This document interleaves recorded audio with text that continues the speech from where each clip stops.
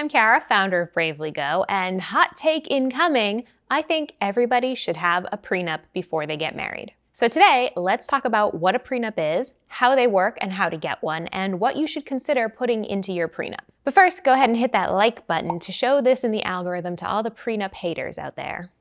Short for prenuptial agreement, a prenup is basically a contract that you and your boo put together before you get married that outlines your financial and possibly lifestyle choices once you are a married couple. A prenup is there so that if, God forbid, you get divorced, you already have a plan for how your assets will be divided and protected once you're in divorce processing. Prenups usually cover financial assets like retirement account, income, alimony, child support, and real estate. But in a lot of cases, prenups can cover anything you want. Jessica Biel allegedly amended her prenup with Justin Timberlake to include a clause that if he was caught cheating, she would be entitled to a $500,000 payment.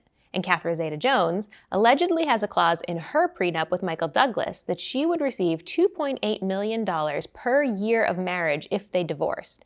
And she would also get a $5 million bonus if Douglas was caught cheating on her. Tell me your opinion on these celebrity clauses in the comments because I am dying to talk about them with someone. I essentially think of a prenup as a way to make a plan for your assets with your partner. But also, I think of a prenup as approaching what is going to be ultimately the most difficult time in your relationship, divorcing, with a plan that you made during the good times, when you were still in love with each other, when you still liked each other. It's a way to prevent the dissolution of your marriage from becoming an all-out war. Why women need a prenup? Here's my even hotter take. I think all women who are marrying men need a prenup.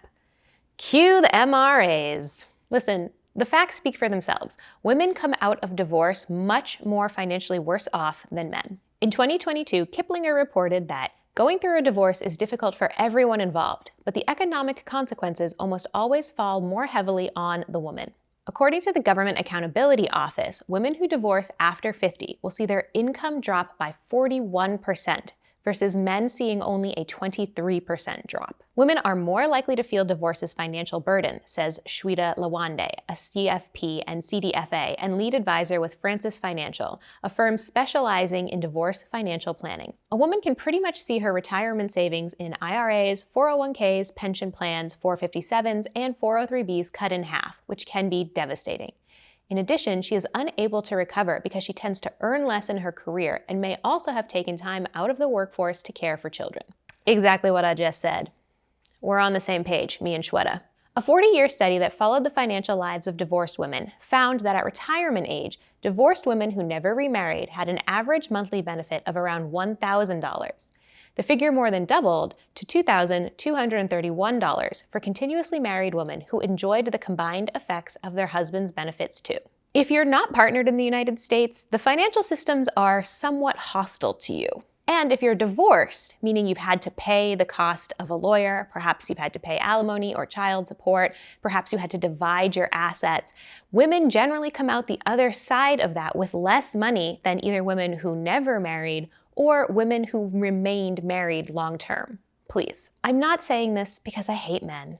My partner is a man. I love him very much. Okay, some of my best friends are men. I'm saying this because we live in a world that, by deliberate choice, financially benefits men more than it does women. There's the wage gap during earning years where women of every race are earning less than men. There's the motherhood pay penalty where after becoming a mother, women see their pay go down, while after becoming a father, men see their pay go up. And when you add in the fact that women are more likely to step away from work for a period of time to care for either young children or aging parents, therefore having less time to accumulate assets in their own name, divorce just wreaks havoc on women's financial lives. Honestly though, y'all, whether you're a woman, whether you're a man, whether you're non-binary, and no matter who you're marrying, I do think you should get a prenup. Even if you think, oh, well, the only asset I have worth protecting is my $1,200 MacBook and my 2010 Honda Accord. You should get a prenup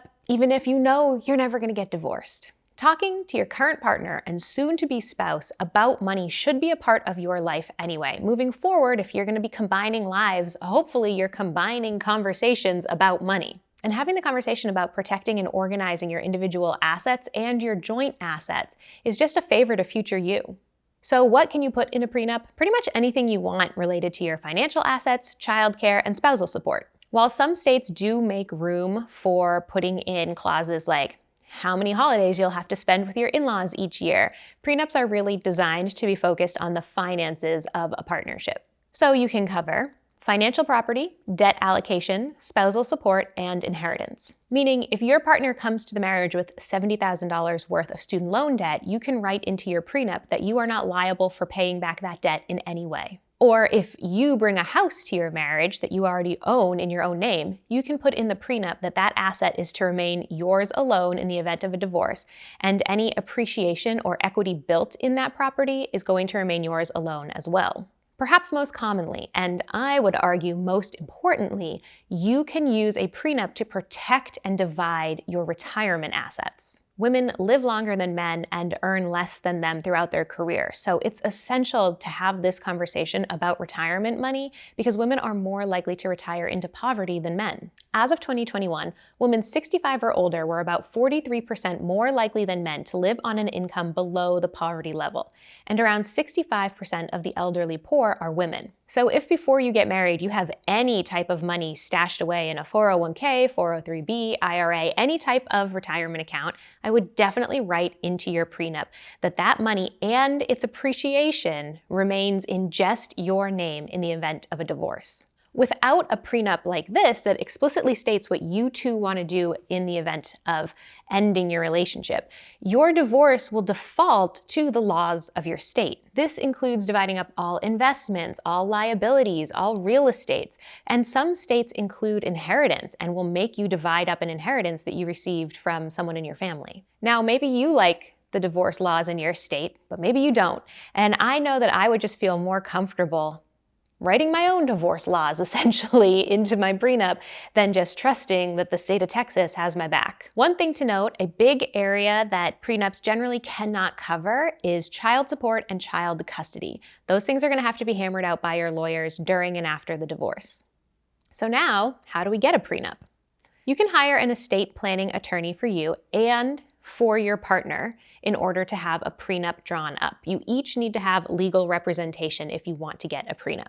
You can't use the same lawyer, that's a conflict of interest for the lawyer. But you can also use a company called Hello Prenup, which I've linked to in the description. This video is not sponsored by them, but I did reach out to them and got y'all a $50 discount off of using their prenup services if you use the code BRAVELY50, all caps, BRAVELY50. Hello Prenup has disrupted the prenup space in much the same way that like Uber and Airbnb disrupted their respective spaces. They're essentially cutting out the middleman and making it easier for you to have access to this pretty expensive, honestly, and pretty exclusive legal tool.